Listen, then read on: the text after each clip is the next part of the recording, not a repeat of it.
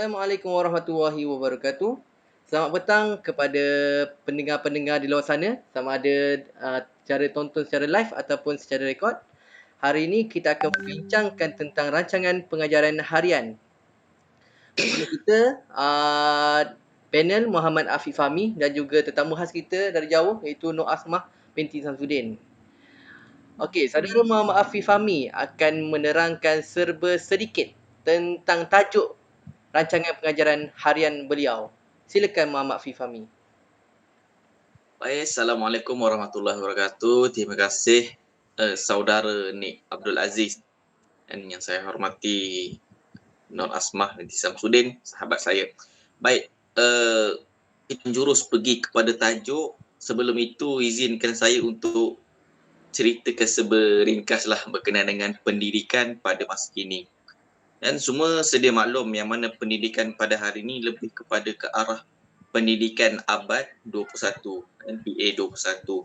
Yang mana dalam PA 21 ni kita menekankan kepada 4C. Ataupun dalam bahasa Melayu dia kita panggil 4K, iaitu creativity and critical, komunikasi dan juga kolaboratif kan, 4C. Kemudian datang pula akhir ini datang pula dua lagi, 2C ataupun kita panggil 2K, iaitu kalau ada sahabat boleh ingatkan saya terlupa. Okey, citizenship. Citizenship, kewarganegaraan dan juga karakter. Karakter. Jadi dia bertambah dia menjadi 6C. Jadi sebenarnya dalam pendidikan pada hari ini kita perlu menekankan kepada 6 perkara ini. Dan supaya kita boleh menjadikan satu pembelajaran itu untuk pembelajaran yang lebih bermakna, dan pelajar yang kita nak hasilkan ini mereka lebih bersedia untuk ke arah masa depan mereka. Itu yang pertama. Kemudian saya nak pergikan kepada apa yang saya buat dalam RPH saya ni ataupun aktiviti yang saya nak rancang untuk mata pelajaran ini. Saya mengambil satu mata pelajaran iaitu matematik. Mata pelajaran matematik ada banyak tajuk dia. Tajuk yang saya pilih kita kecilkan sikit, saya ambil tajuk Polygon kan. Jadi tajuk ini tingkatan 1 ada, 2 ada. Jadi saya ambil yang tingkatan 2 punya. Dia dah lebih sikit kalau tingkatan 1 asas. Tapi dah tingkatan 2. Baik, dalam aktiviti saya menamakan aktiviti ini adalah aktiviti mari mencari poligon. Mana aktiviti ini kita akan mengarahkan untuk murid ini atau pelajar ini untuk bersama dengan kumpulan mereka pergi keluar di sekeliling sekolah, di sekitar sekolah untuk mencari tak kisah apa sahaja bentuk poligon, kemudian diterjemahkan ikutlah aktiviti mereka, bagaimana mereka nak menghasilkan satu pendapatan yang mengatakan itu bentuk poligon. Dan dia perlulah dia nak lukis ke, dia nak buat tampal ke, ikut kreativiti mereka. Jadi cukup itu dulu sekadar pengenalan.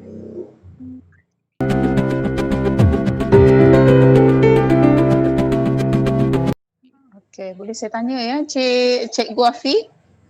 Boleh, insyaAllah. Soalan pertama saya, adakah objektif pembelajaran tu boleh tercapai sekiranya diambil kira pelbagai faktor? Okey, baik. Soalan yang sangat baik.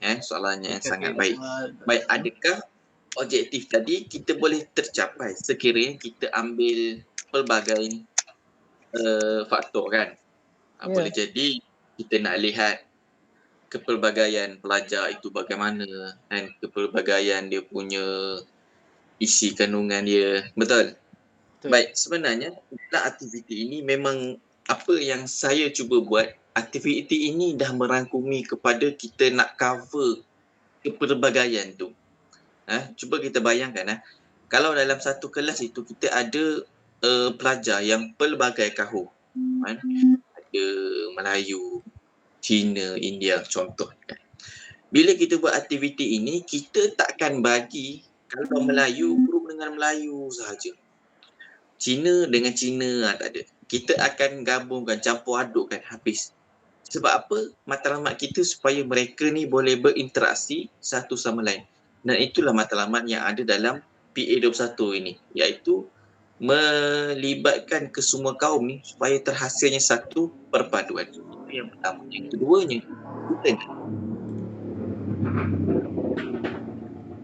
kita dalam PA21 dia ada kolaboratif, kreativiti, dan apa aktiviti yang saya laksanakan ini merangkumi atau 6C ni, merangkumi apa yang PA21 ni telah tekankan. Dia ada kreativiti, dia ada kolaboratifnya, komunikasi, ada semua ni. Jadi dekat situ kita boleh lihat pencapaian pelajar ini akan tercapai dengan walaupun kepelbagaian tadi ada, tapi kita boleh berjaya nak capai objektif itu. Boleh ya? Okey, bagus jawapan daripada saudara Afiq. Cuma saya ada penambahan sedikit daripada soalan objektif tadi. Pelbagai faktor. Mungkin saudara Afiq bercerita tentang kaum. Kalau saya pula, saya ingin mengambil faktor masa. Contohnya, adakah masa yang diberikan 60 minit kalau saya salah, Muhammad Afiq? Ya, 60 Okey, 60 minit. minit. Adakah 60 minit itu mencukupi atau untuk mencapai objektif kalau diambil kira faktor masa? Silakan Saudara Muhammad. Soalan yang sangat baik dan nak bercerita berkenaan dengan baik, masa yang saya ambil adalah 1 jam 60 minit. Sebenarnya tak menjadi masalah berkenaan dengan masa sebab pelajaran ini pelajar telah didedahkan pada minggu yang terdahulu ataupun kelas yang terdahulu. Jadi tinggal lagi untuk kelas ini adalah kelas kita nak tengok pencapaian pelajar yang kelas dulu, adakah mereka dapat ke tidak dapat. Jadi pada awalnya mungkin kita sebagai guru kita akan buat penilaian awal sedikit lah. Kita nak orang kata nak refresh balik yang dulu, mungkin dalam 10 minit. Dan aktiviti kita jalankan, bagi kumpulan dan pelajar boleh pergi berkeliaran kat sekolah dan kita bagi masa 30 minit katanya. Tadi 10 minit kita dah bagi refresh apa semua, betul. Tambah 30 minit, 40 minit. Tinggal lagi pelajar nak masuk ke kelas untuk aktiviti gallery walk. Masa gallery walk ni bukannya pelajar bila masuk kelas baru dia nak buat dalam dia punya kertas tu lah, tak ada. Yang 30 minit dia pergi sekeliling tu, masa tu lah mereka nak melukis, mereka nak menampal. Dalam 30 minit tu. 30 minit tu lama tu. Satu kertas maju tu, kalau 4 orang lukis bagi 4, boleh dapat banyak kan. Jadi untuk 20 minit tu mereka buat gallery walk, mereka akan bentang. Jadi masa bagi saya memang sangat cukup, mencukupi. Okey, terima kasih kerana jawapan yang cukup meyakinkan.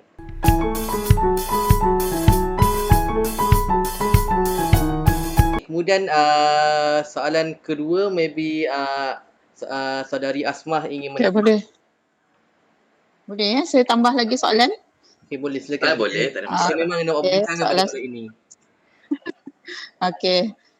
Soalan seterusnya, saya nak tahulah dalam fenomena pandemik kita COVID-19 ni kan, apakah adakah sesuai dipraktikkan saudari Afiq ni tadi, dan apa penambahbaikannya jika ada? Okey, baik. Saya cuba ya.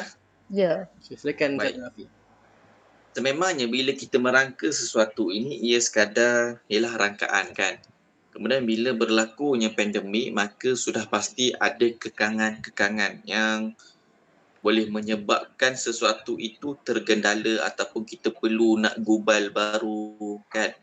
Baik, sebenarnya kita kena tengok isunya adalah pandemik, yang mana bila berlaku pandemik ni kita tak boleh buat dalam satu keadaan, dalam satu masa tu pelajar ini berada dalam keadaan yang sangat kerap. Sebab kita mesti menjaga penjarakan kita, itu yang pertama. Jadi tinggal lagi bila kita nak melaksanakan aktiviti ini dalam masa pandemik ini boleh kita nak buat, tak jadi masalah, boleh. Tetapi dia ada tetapi dia. Tetapi dari segi penjagaan tu kita kena tengok. Sebab guru seorang, murid ada ramai. So bagaimana kita nak kawal pelajar ini, kan? Jadi perlu kepada setiap guru ni dan setiap grup ni, guru perlu lantik memang ada ketua khas. Ketua ni kena main peranan supaya sentiasa menjaga penjarakan sosial. Kita tak nak mereka berdekatan rapat. Itu yang pertama, kena jaga penjarakan sosial. Seterusnya, mesti bila kita buat keadaan macam ni, masa dia akan menjadi lagi tak cukup lah, lagi singkat, kan? Jadi mungkin guru boleh mengurangkan masa di tempat yang contohnya gallery work tu mungkin dikurangkan, kita pergi kepada mereka nak di persekitaran sekolah. Pada saya benda tu sesuatu yang perlu kita fikirkan lah. Sebab pandemik kan, kita kena jaga kita punya SOP itu, penjarakan sosial itu kena jaga. Pada saya macam itulah jawapan yang boleh saya katakan. Maknanya nak buat tu boleh, tetapi perlu kepada kawalan yang sangat ketat. Maksudnya kat sini kita perlu adaptasi lah. Adaptasi daripada keadaan yang semasa. Yes. Okay.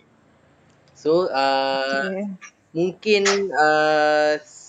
saya ada cadangan atau pandangan saya.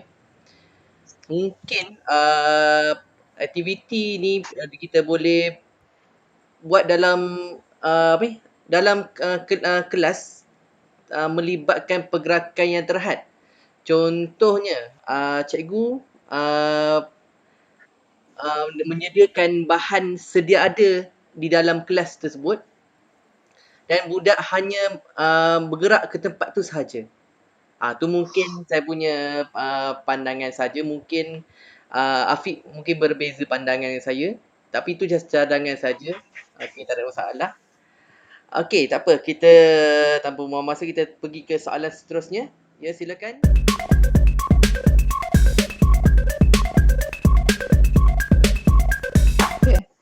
Soalan seterusnya ya.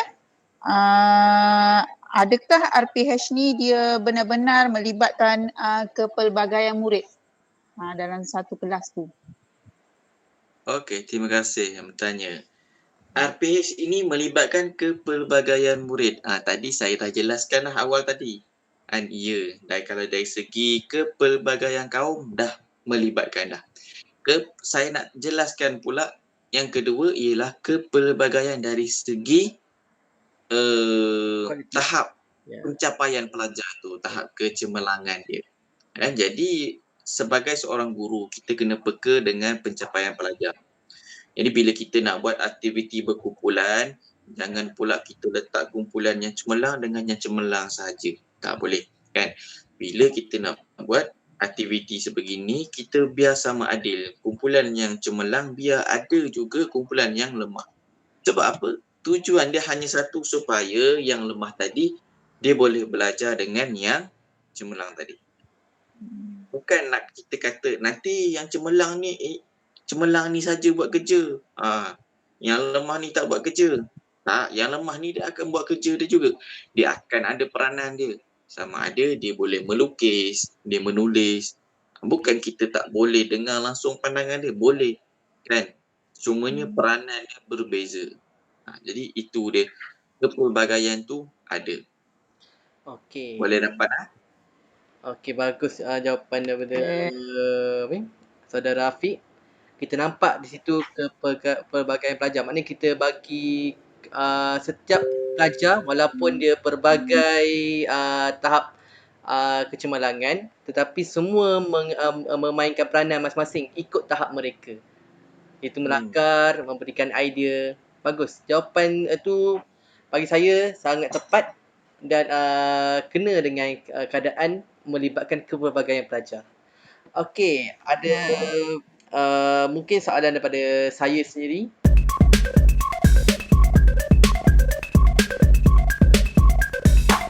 Adakah terdapat set induksi dalam melaksanakan aktiviti ni. Sebab macam saudara Rafiq cakap tadi, dia telah memberikan penerangan telah diberikan kelas sebelumnya. Adakah semasa aktiviti dilaksanakan pada minggu kedua ataupun kelas yang kedua, adakah ada set industri di dalam tu? Silakan saudara Rafiq. Okey. Baik, soalannya lebih kepada nak tanya adakah set industri itu ada sebab Yes, kita dah ajar. Betul? betul. Jadi Betul. perlu ulang industri yang sama kan? Baik. Sebenarnya untuk pelajaran yang kali ini kita lebih kepada kita nak tengok penilaian murid tentang pelajaran terdahulu. And then murid dah ada pendedahan tentang sabit tu. Jadi kalau kita nak ulang seindustri yang lama, mungkin pelajar beranggapan nak belajar benda yang sama. Memang kita nak belajar benda yang sama, tetapi dari segi seindaksinya, guru akan menggunakan seindaksi seperti macam aktiviti ini saya namakan mari mencari poligon. Maknanya sesuatu yang perlu kita cari. Jadi guru boleh letakkan gambar seolah-olah nak mencari ataupun mungkin menggunakan sampul kan bagi kepada pelajar. Kiranya nak kata bagi hint kepada pelajar, kita ada aktiviti mencari aktiviti di luar kelas. Boleh Okay. Maknanya sebagai seorang guru, walaupun kita dah ajar kan, tapi takkan kita nak guna set industri yang sama, betul tak? Jadi perlu kepada kita akan gunakan contoh aktiviti apa kita nak buat. Mana set industri kita berpaksikan kepada aktiviti. Itu pada pandangan saya mana Nampak jelas dari kat situ tentang aktiviti RPH yang dibentangkan tu.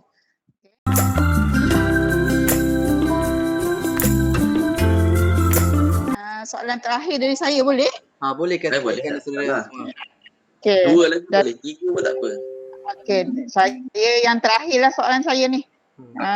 Melalui aktiviti tadi, aktiviti yang Afiq katakan tadi, aktiviti mencari poligon kan?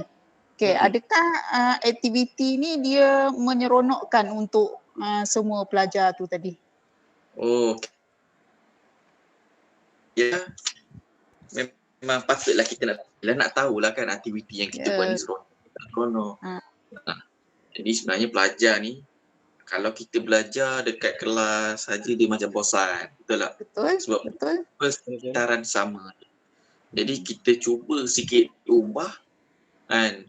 Kali ni kan proses pembelajaran kita mereka boleh keluar kelas. So mereka akan rasa boleh keluar.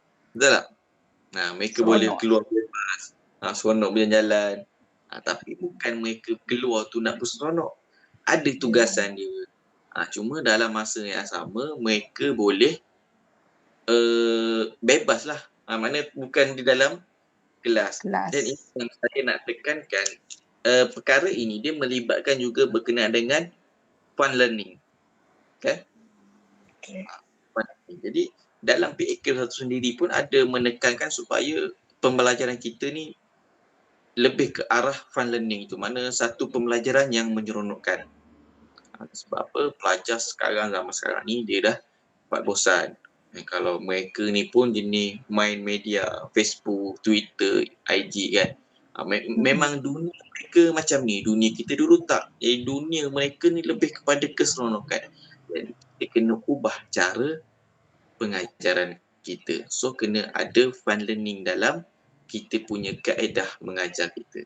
Itu yang saya boleh nak sampaikan.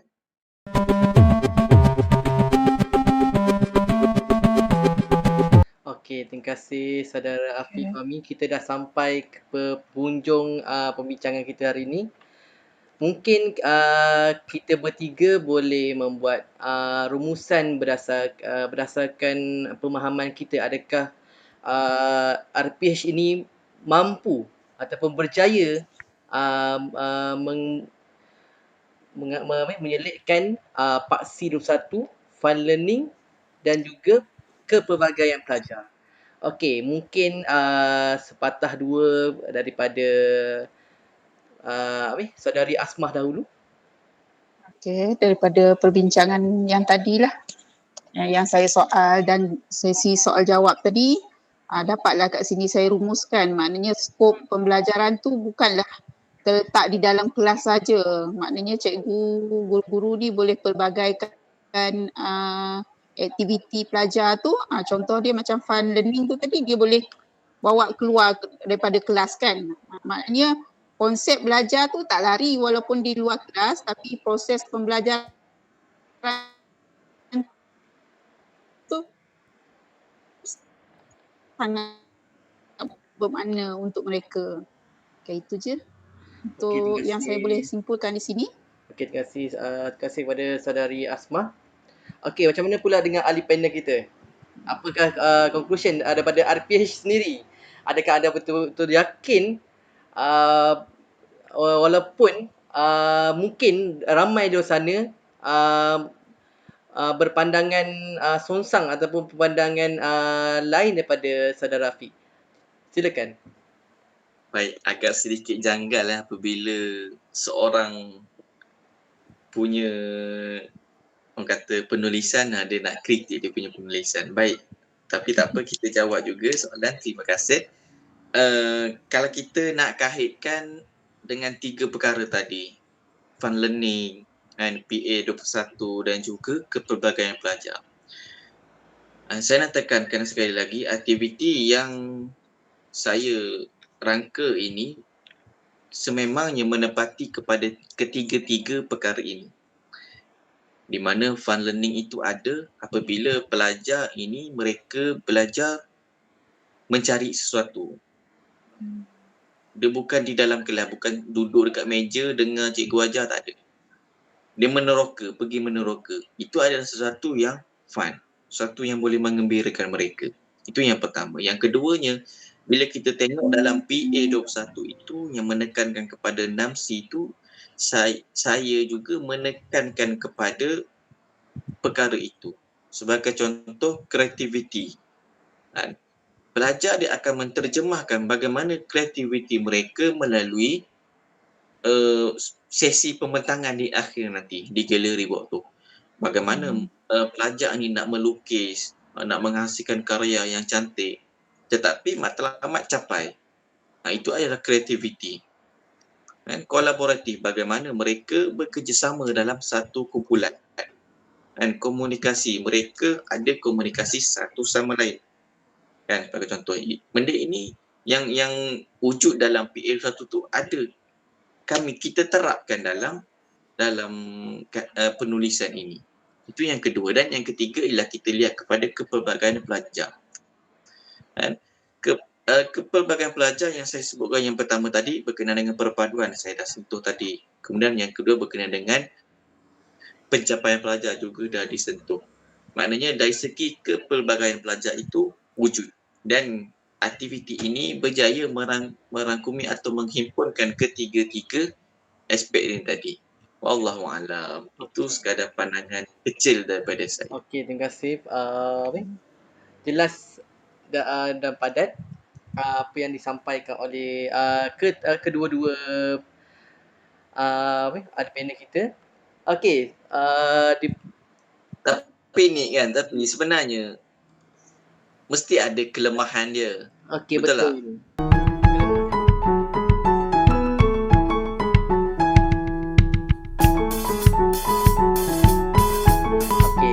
Itu saja kita punya perbincangan tentang rancangan pengajaran kita pada hari ini. Sekiranya anda berminat untuk bertanya apa-apa tentang perancangan harian kami ini, bolehlah ke laman YouTube yang akan diterakan di bawah. Okey, terima kasih kepada ahli panel kita. Sekian kita Sama-sama. Terima kasih kita akan menangguhkan kita punya perbincangan ini. Mungkin kita akan berjumpa pada lain hari. Okey, terima kasih. Jumpa lagi pada pertemuan seterusnya. Assalamualaikum. Waalaikumsalam.